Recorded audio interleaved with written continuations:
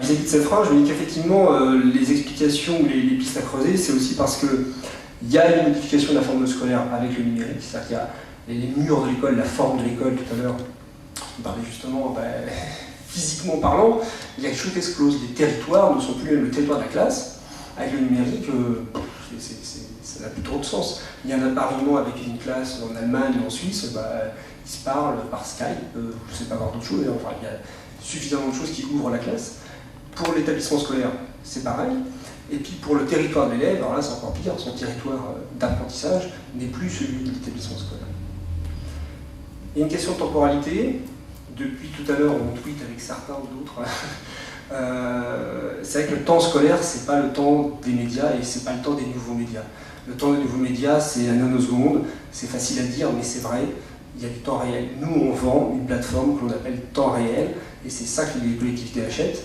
Mais de l'autre côté, le temps réel pour l'éducation nationale, à la limite, il n'y aurait que ça. Enfin, c'est que du temps réel. Il n'y a pas de temps irréel dans l'éducation nationale, il y a des élèves en face.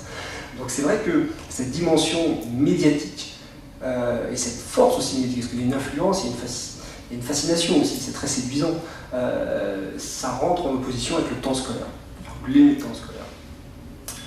Dernier point, l'approche par parcours, mine de rien, c'est pas très courant encore, c'est quelque chose qui n'est pas plus développé d'ailleurs spécialement dans les pays anglo-saxons ou pas, c'est qu'on a encore du mal à se dire qu'on peut suivre un élève, pas simplement que du point de vue administratif, entre le CM2 et la 6e, ou entre la 3e et la seconde, ou qu'est-ce qui devient après le pied suivi après, c'est compliqué, c'est très compliqué.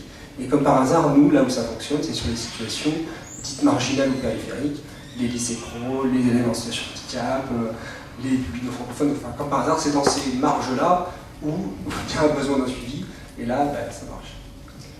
Et juste le dernier, parce que c'est vachement important, c'est qu'en fait, dans tout ce qui est numérique aujourd'hui éducatif, il y a encore aujourd'hui deux gros besoins en recherche, développement, en études, parce que même s'il y a beaucoup des études, il n'y en a encore pas assez. En fait, on ne sait pas très bien ni où on en est, ni où on va, et il y a vraiment un besoin scientifique en sciences de l'éduc, mais en sciences aussi de l'information.